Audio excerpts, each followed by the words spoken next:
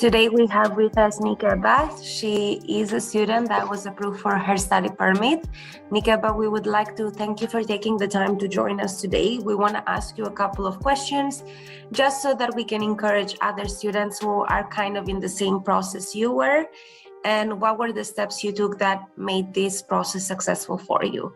So Nikeba, can you share a little bit about yourself and what program you went into? Hi, good morning. My name is Nikeba Gilbert. I'm from the Caribbean island of Saint Lucia, and I also applied for my visa.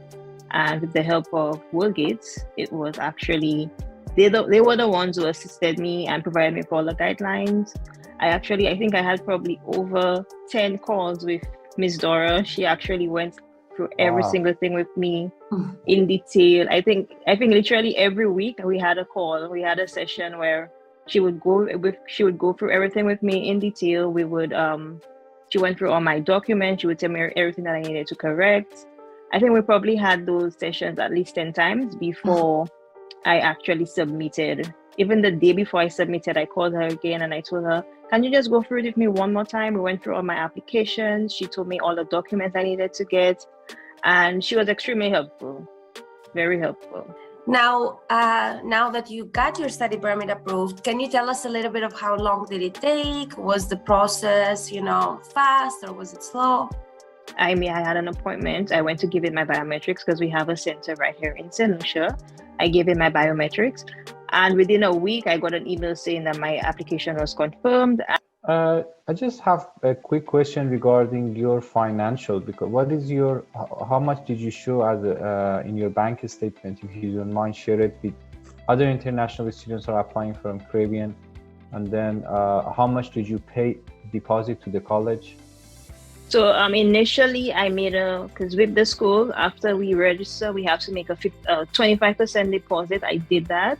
But in my interview with Miss Dora, she told me that she would recommend I make another deposit just to show that I am actually serious about the entire program. So I made a 50% deposit towards my tuition, and also for my finances, I actually used I had a sponsor for that, and I used his bank statements as my financial support. Okay, so you had a financial supporter. You did not show your bank statement. Your financial support, your sponsor showed.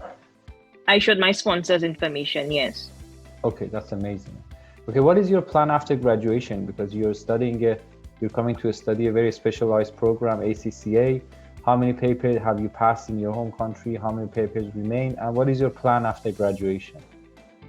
So in total, we have 13 papers. I've already done 4 in my home country. I'm only doing 9 with the college. Currently, I'm doing 3 papers. I'm supposed to be done by next year, May 2023.